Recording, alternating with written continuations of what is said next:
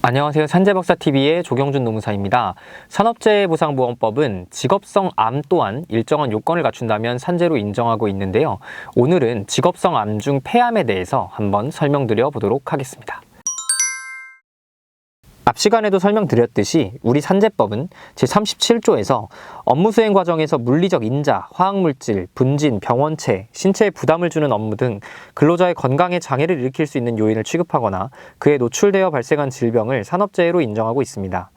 따라서 추락, 넘어짐, 절단 등 사고만이 산재로 인정되는 게 아니라 질병도 얼마든지 산재로 인정이 됩니다. 질병에는 직업성 암도 예외는 아닙니다.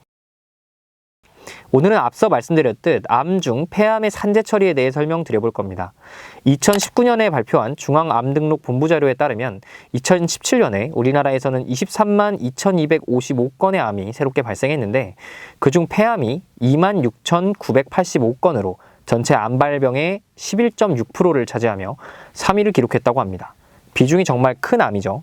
이렇게 환자가 많은 암인 만큼 근로복지공단에서도 어떨 때 업무로 인해서 폐암이 발생할 수 있는지에 대해 여러 가지 연구를 거듭해 왔습니다.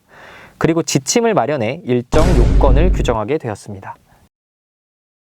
근로복지공단 지침은 폐암을 유발할 수 있는 주요 업무로 용접, 도금, 도장, 쇼트블라스팅, 사상, 주물공장, 석재 가공, 지하 작업을 꼽고 있습니다. 또한 알루미늄 생산, 석탄가스와 코크스 생산, 재련, 고무제품 제조 등의 공정에 종사하신 분에게 발생한 폐암도 직업성일 확률이 높습니다.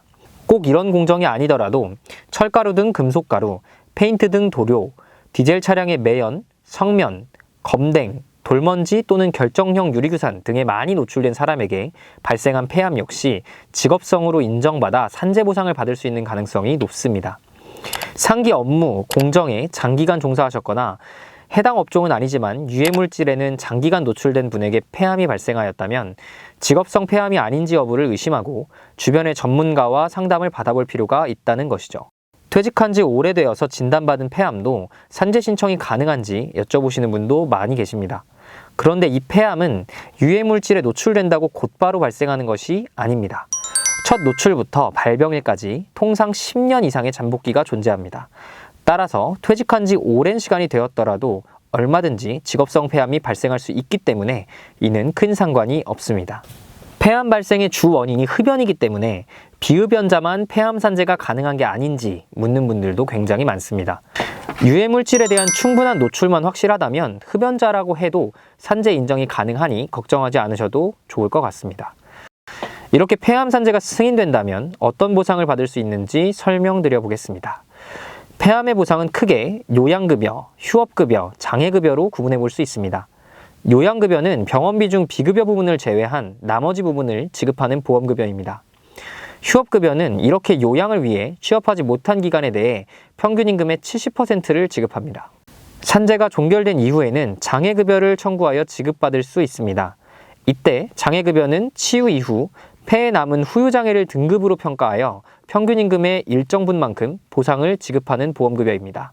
그 밖에도 암이 전이되거나 재발하는 경우 이에 대해서도 산재로 인정하여 병원비 중 비급여 부분을 제외한 나머지 부분을 지급하는 요양급여를 똑같이 지급하고 치료를 위해 휴업한 기간에 대한 휴업급여, 그리고 증가한 후유장애에 대한 장애급여를 다시 지급하게 됩니다.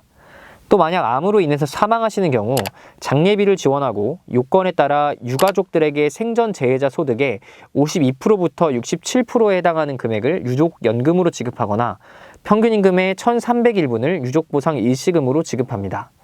내용을 요약하면 금속먼지, 돌먼지, 페인트, 성면 등을 장기간 흡입하여 발생하였으면서 10년 이상의 잠복기를 거쳐서 발생한 폐암은 산재 신청을 검토해 보아야 할 필요가 있으며 퇴직한 지 오래되어도 흡연을 하여도 모두 산재 신청 및 승인이 가능합니다.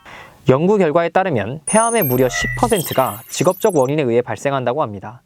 폐암 환우 중에 10%는 직업성이므로 산재 신청을 하여 적절한 보상을 받을 필요가 있는데 실제로는 이들 대부분이 산재 신청이 가능하다는 사실 자체를 몰라 혼자서 병원비 등의 손해를 묵묵히 감당하고 계시죠. 오늘 영상으로 이런 분들이 산재 신청이 가능함을 알고 적극적으로 본인의 권리를 찾았으면 좋겠습니다. 잘 모르겠다면 일단 주변의 산재 전문가와 상담해보는 것도 좋은 방법이라 생각합니다. 다음에 더 유용한 정보로 찾아뵙겠습니다. 지금까지 산재박사TV의 조경준 노무사였습니다. 감사합니다.